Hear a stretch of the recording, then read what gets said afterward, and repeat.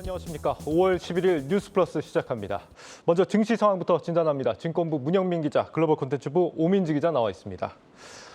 문 기자, 역시 오늘의 혼조세는 이 경계감 때문이겠죠? 맞습니다. 이제 오늘 저녁 발표될 미국 소비자 물가지수 발표를 앞두고 투자 심리가 꽁꽁 얼어붙은 것으로 보입니다. 예. 오늘 밤에 지수가 예상치 수준으로 나와줘야만 우리 증시가 진정될 것이라는 분석이 나오고 있습니다. 이달에만 우리 코스피가 빠진 게 3.8%에 달합니다. 그래도 미국 시장이 조정받는 것에 비하면 우리 시장은 아직 견조한 편인데요. 기업들 실적이 받쳐주고 있기 때문이라는 평가들이 많습니다. 네, 오늘 밤 한 9시 반 정도면 이제 소비자 물가 지표가 발표가 되는 것 같습니다. 미국 소비자 물가 지금 모두가 주시하고 있는데 시장에서는 어떻게 좀 전망을 하고 있습니까? 네, 4월 미국의 소비자 물가 지수에 대한 시장의 컨센서스는 전월 대비 0.2%, 전년 동월 대비는 8.1% 상승을 보일 것으로 의견이 모아지고 있습니다. 지난 3월에는 전월 대비 1.2%, 전년 동월 대비는 8.5% 상승을 했는데요. 이보다는 상당히 상승률이 좀 둔화될 것으로 예상을 한 겁니다.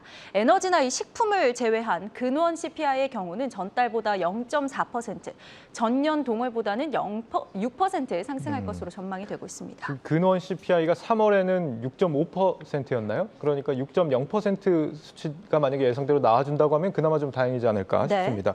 이번 그 CPI 결과에 따라서 증시는 좀 어떻게 달라질 걸로 예상이 되나요? 일단 크게 보면 두 가지 방향으로 시나리오를 예상할 수 있을 겁니다. 인플레이션이 잡히느냐 아니냐의 문제인데요. 내일 발표되는 CPI가 이런 시장의 예상치를 웃돌게 된다면, 그러니까 다시 말해서 인플레이션이 잡힐 기미가 없거나 좀 약하다면 연준은 경기 침체 우려에도 이 빅스텝의 행보를 지속할 가능성이 높습니다. 어제 연은 총재들이 줄줄이 빠른 긴축을 지지하는 발언을 했고요. 바이든 대통령도 인플레이션을 자신의 미국 내의 최우선 과제다, 이렇게까지 강조를 했습니다.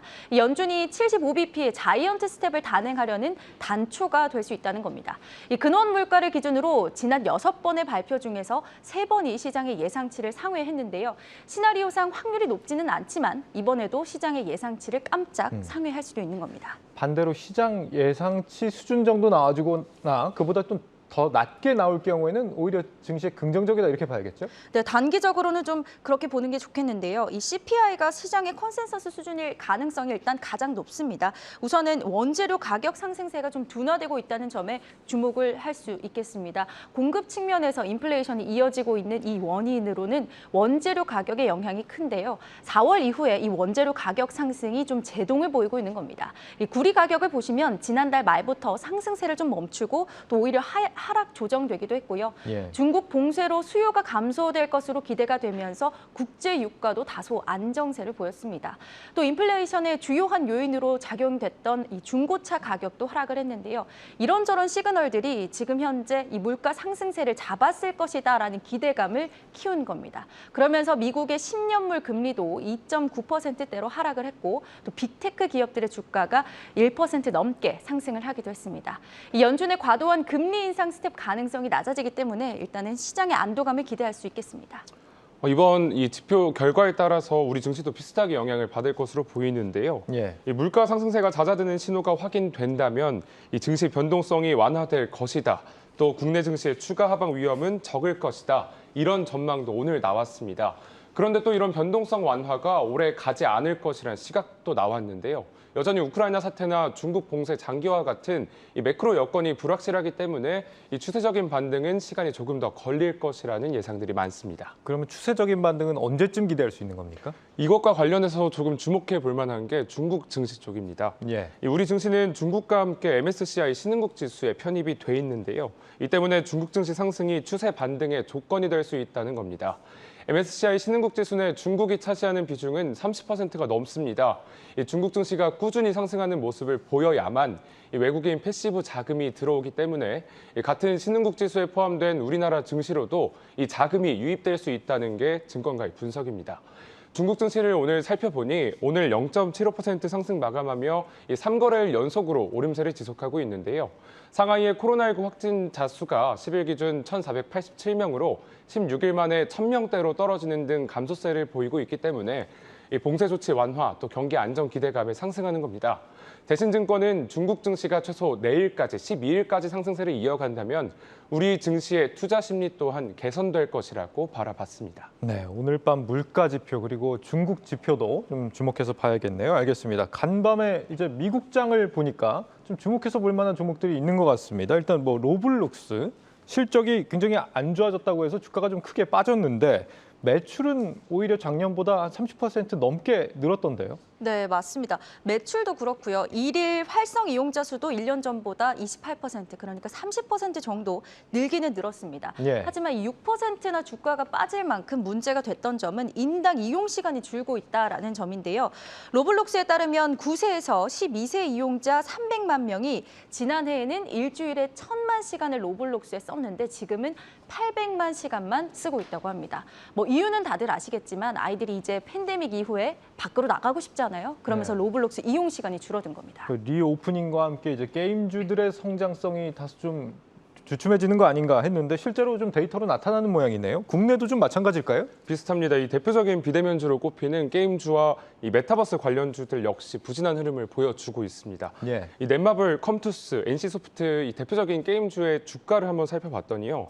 어제 52주 신저가를 기록하는데 오늘은 소폭 상승하는 데 그쳤긴 했습니다만 지난달 12일과 비교해서 한 달 동안 넷마블은 15% 넘게 내렸고요. 컴투스는 14.8%, 13.4%, NC소프트는 10% 가까이 하락을 했습니다. 이들과 함께 게임 섹터에 포함된 43곳의 한 달간 평균 주가 하락률은 15%로 집계됐고요. 같은 기간 메타버스 섹터 역시 평균 17.6% 떨어지며 모든 섹터 가운데 가장 큰 하락률을 보였습니다. 네, 여기도 똑같이 코로나 완화가 이유인 겁니까? 맞습니다. 이 게임과 메타버스의 이용자 수가 줄어들 것이라는 이 우려 때문에 아무래도 주가가 하락하는 것으로 보이는데요. 예. 또 여기에다 게임사의 경우를 살펴보니 신작 출시 일정도 모두 하반기로 잡혀 있습니다. 이에 따라 당장 주가가 반등할 상승 모멘텀이 없다는 건데요. 또 중국의 외국산 게임에 대한 규제 여파도 지속되는 이 점이 있기 때문에 게임주에 부정적으로 작용하고 있습니다. 뿐만 아니라 미국의 기준금리 인상 등 긴축 속도가 가속화되면서 이 시장 유동성이 줄어들고 있는데요. 게임과 메타버스 기업은 대표적인 성장주로 여겨지는데 이 금리 인상 국면, 다시 말해서 유동성 축소 국면에서 투자자들은 당장 실적이 잘 나오는 가치주로 투자처를 옮기기 마련입니다. 이러한 이유로 증권업계는 단기적으로 당장 2분기에 게임주에 접근하는 것은 조심할 필요가 있다고 조언을 했습니다. 알겠습니다. 앞으로는 좀 집 밖에서 할 수 있는 것들 위주로 좀 찾아봐야 될 것 같다는 생각이 드네요. 오 기자, 그리고 또 오늘 미국 시장에서 주목을 받은 기업이 GM입니다. 네. 지금 캐시우드가 테슬라를 팔고 GM을 담았다라고 하는데 이거 어떻게 봐야 됩니까? 네, 사실 이 캐시우드는 테슬라의 열정적인 지지자로도 알려져 있는데요. 이 캐시우드가 운영하는 자율기술 그리고 로보틱스 ETF에서 테슬라의 지분을 팔고 GM의 주식을 샀다는 겁니다. 이 ETF는 아시다시피 파괴적인 혁신을 중시하고 있는 펀드로 알려져 있습니다. 여기에 전통 완성차 업체가 들어왔다는 게 상당히 시장의 주목을 많이 받은 겁니다. 캐시우드가 GM을 태운 게 이번이 처음이다라고 하는데 왜 갑자기 기존의 이 전통의 내연 기관차 업체를 담은 걸까요? 네, 이를 두고 이 자동차 업계에서는 이 내연 기관차 또 이 전통 완성차의 승리다 뭐 이런 식으로까지도 평가하는 시각이 나오고 있습니다. 이 앞으로의 증시 방향성에 대해서 캐시우드가 어떤 시각을 가지고 있는지를 보여주는 시그널이 될 수 있는데요. 기존의 이 ETF에 담겼던 종목들은 주로 수익은 못 내더라도 밸류에이션이 높은 종목들이 많았는데요. 이번에 담긴 GM 같은 경우를 보면 1분기 매출이 360억 달러로 예상치를 좀 웃돌았습니다.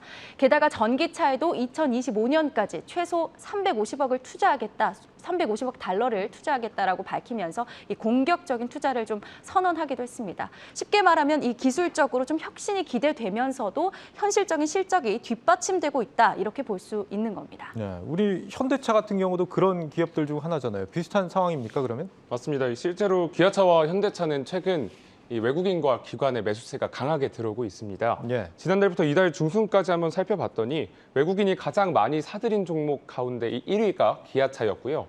7위가 현대차였습니다. 같은 기간 기관들 또한 기아를 2,880억 원, 현대차를 1,590억 원 순매수하고 있는데요.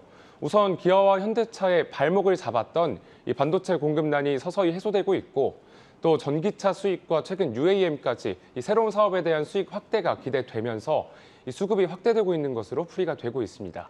이러한 이유로 최근 한 달간 증권업계가 제시한 기아의 평균 목표 주가는 11만 1,000원, 현대차는 24만 6천 원인데요. 현재 주가 수준과 비교를 하면 아직 30% 이상의 상승 여력이 남았다는 평가입니다. 예, 이제 오늘 밤에 CPI가 발표되고 나면은 이제 만약에 물가가 이제 정점인지 여부가 어쨌거나 뭐 확인이 될 수도 있겠죠. 네. 그렇게 될 경우에는 그 다음 증시 흐름에서는 우리가 또 뭘 주목을 해야 되는 겁니까? 네, 이 CPI 지수 발표 이후에도요, 지수를 좀 주의하셔야 되는 부분들이 있는데요. 현지 시간으로 12일에 발표되는 생산자 물가 지수 PPI도 주목하셔야겠습니다. 이 외신에서는 PPI도 CPI와 비슷한 추세를 보일 것이다 이렇게 전망하고 있습니다. PPI 상승률은 대폭 하락하고 이 근원 PPI 상승률은 소폭 하락할 것이다 이렇게 내다보고 있습니다. CPI와 PPI로 인플레이션의 추세가 좀 드러나고 나면은 기술주를 중심으로 해서 좀 반등이 기대될 수 있는 상황입니다. 인플레이션의 추세, 이 열쇠를 쥐고 있는 이 두 지표가 어떻게 나타날지 좀 주목하셔야겠습니다. 네, 문영민, 오민지 기자였습니다. 이렇게 주가가 부진한 상황에서 요즘 안정적인 ETF가 주목을 받고 있죠. 종류가 워낙 많아서 이 추종하는 테마도 좀 잘 따져 보셔야 되는데 오늘만 해도 국내에서 4가지 상품이 추가됐습니다. 배성재 기자입니다. My own personal, investing strategy is to hold broad-based ETFs and just hold them as a core part of my portfolio and don't worry about it when the stock market goes up or down. 바야흐로 상장지수 펀드, ETF의 전성시대입니다. 개별 주식을 고르지 않아도 되고 잠시 잊어도 될 만큼 장기간 투자가 가능하기 때문에 개인 투자자들에게도 안성맞춤입니다. 국내 ETF의 개수는 559개, 오늘만 4개가 추가됐습니다. 2002년 4개로 시작한 뒤로 20년 만에 폭발적으로 늘었습니다. ETF 순자산도 코로나 팬데믹 기간 크게 늘어 작년 한 해 40% 성장했습니다. 올해는 90조 원을 돌파할 거란 전망까지 나옵니다.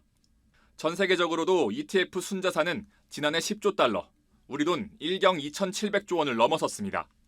성장세를 노린 운영사들의 테마 선점과 덩치 불리기 경쟁도 치열합니다. 오늘 출시된 ETF들은 각각 대체 투자 상품과 미국 주식, 국고채 지수를 추종합니다.